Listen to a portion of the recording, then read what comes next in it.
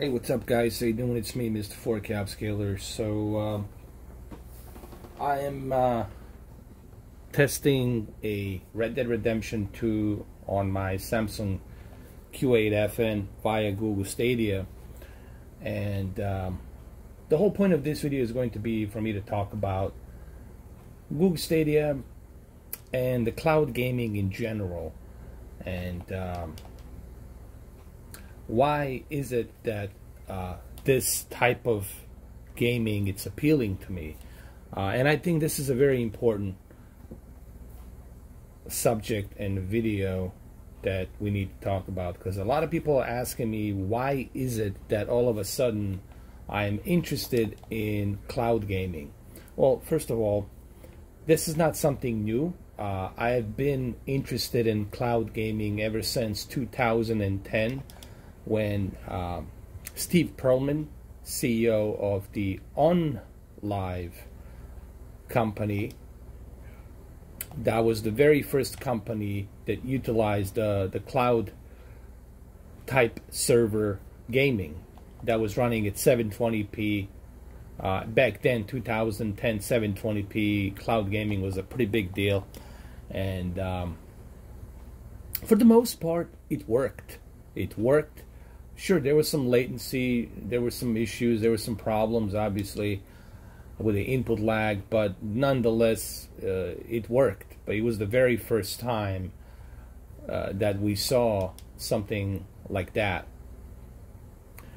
And ever since the OnLive cloud gaming, I got really super interested in cloud gaming, because here's the thing.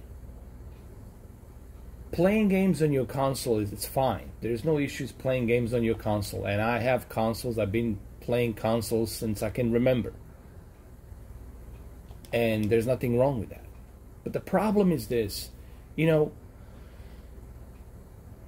in order for you to download this game, Red Dead Redemption 2, on your console, it's going to take time. It's going to take at least 3.5 hours, depending on your internet connection.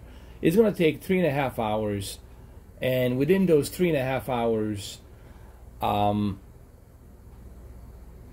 you could have, while you're waiting for the game to be downloaded, you could have played dozens of games. You could have played like at least 7-8 games within 3 hours. You could have spent maybe 10 to 15 minutes on each game just to check it out, but you could have technically played like 7 or 8 games within 3 hours. You could have switched back and forth between 7 or 8 games. And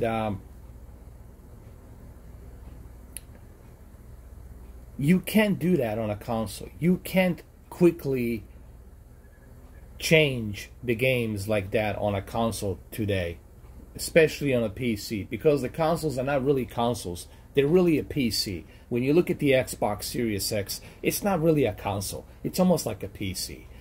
Even the components inside are made by AMD. Same thing with the PlayStation 5. I don't even know if we should use the word console. It's not a console. It's like a little mini PC. It's what it is. Let's just call it what it is. It's like a little mini PC. All right. But if you want to call it console, call it a console. It really doesn't matter to me. Okay, I know what the console is. Okay, I've been playing consoles for a long time. I know the difference between SNES. I know the difference between a Sega Genesis and what we have now, the original PlayStation, even the GameCube, the Nintendo 64. Those were the real consoles. Dreamcast. Those were the real consoles. What you have right now is just it's just a glorified PC. Shrink down, more affordable, glorified PC. Because you still have to install the game. You still have to have storage, extra storage space, so you can download all these games. And you have to wait for the download. And then you have to wait for the patches to be downloaded and updated. It's just too much of a hassle. And then on top of that, you got to also download the updates, firmware updates, system updates for your Xbox and your PlayStation. There's just too many updates and there's too much waiting you have to go through. All right, here on Google Stadia or any cloud gaming service, that's not the case. You don't have to worry about that. You don't have to. I can switch between this game and some other game very quickly, very easily. Okay, I can do that, and that's the beauty of this. And you can continue on where you left off. Let's say you got to leave somewhere. Well, you can take this experience with you on your phone, on your tablet. Or let's say you want to move to another room. Maybe you can't play it here. You don't have to drag a console with you. You just go and move to another room and play it. Or you take your laptop with you and play it. Continue playing it there. Okay?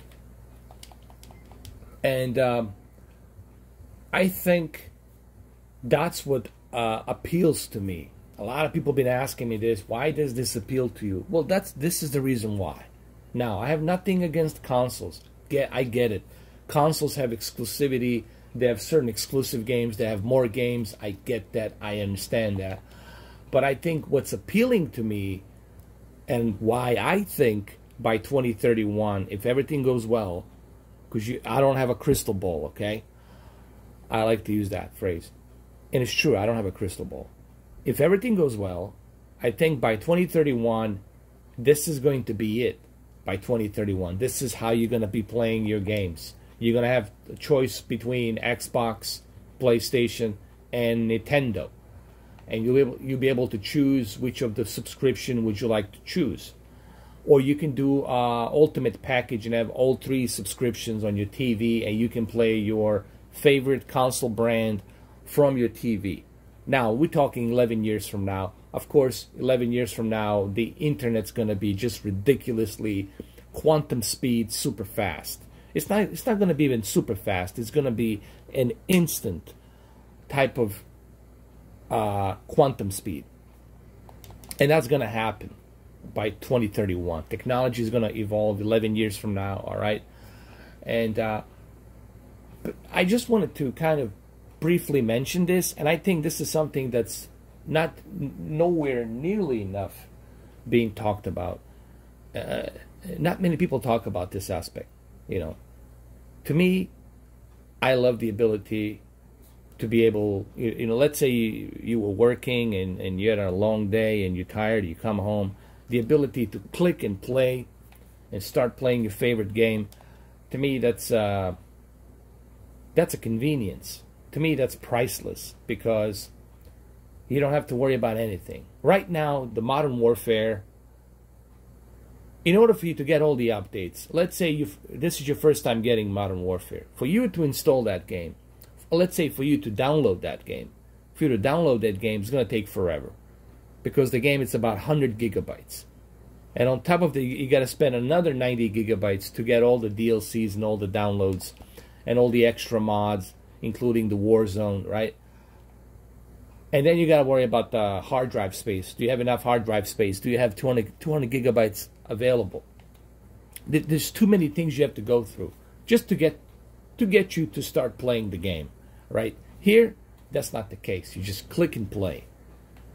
Okay, so the convenience and ease of accessibility to be able to switch between the games, that's what's appealing to me. That's the appealing aspects, you know, and not many people talk about that, you know, which is surprising that they're not mentioning that. Now, granted, okay, let's just move the elephant out of the room. Of course, the internet, it's important. Of course, your internet's going to play a major role. But this is 2020. We're not in a dial-up 1998. Okay, we're not in a dial-up 56K or something ridiculous speed, right? We're not in the Netscape era where you're waiting for the freaking browser to load up a picture, okay?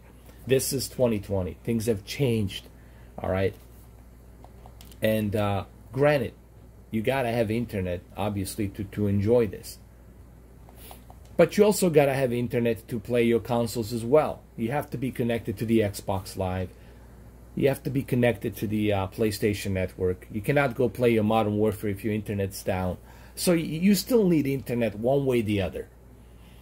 Okay, so I don't want to hear it. So I just wanted to mention this because a lot of people have been bugging me about this. Like, hey, Mr. 4K, why all of a sudden you switched to cloud gaming? What happened? Well, cloud gaming, you know, this year it's beefing up to be, you know, companies are getting serious. Shadow is getting serious, which is the Blade company, Shadow, French company. Amazon's getting very serious about cloud gaming. Xbox, xCloud. You got PlayStation Now. Okay. So, and now, of course, Google Stadia. So, cloud gaming, it's taking very seriously. All right. So that's why I'm now getting more and more interested in cloud gaming. But cloud gaming, it's nothing new. You know, yes, I knew about GeForce Now way back. I knew about, obviously, PlayStation Now. And, of course, since 2010, I've been involved in Steve Perlman's OnLive. I even have that OnLive, what you call it, the little device, the little brownish, orange, whatever, goldish device called the OnLive. I had that as well. I had the OnLive controller. I have to find this. That's somewhere in my basement, basically. So anyway, I hope this video sheds some light as to why cloud gaming it's appealing to me. Because I've been asked this question like so many times everywhere, like on my social forums, everywhere. Just question pops up.